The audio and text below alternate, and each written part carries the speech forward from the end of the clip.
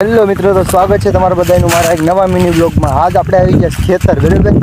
ખેતર કામે નથી ગયા, આપણે વાડી આવ્યા.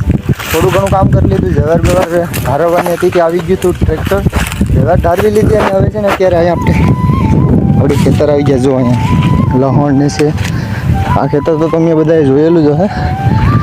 આમાં છે ને મેથીની ઓલી છે, મતલબ મેથી છે ને આપણે ઉપાડવાની છે.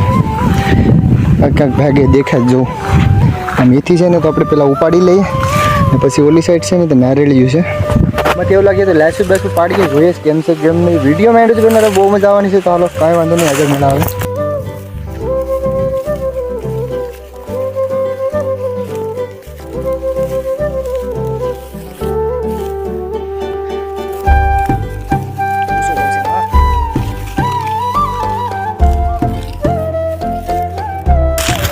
ફાઇનલી છે ને બધા ઓલા આપણે જો કરીને ઢીકલા, થોડીક મેથી હતી ને, મેથી તો બધી ઉપાડીને જો હરખી કરી નાખ્યા. જો અહીંયા મેથી હરખી ઉપાડીને કરી નાખી રેડી.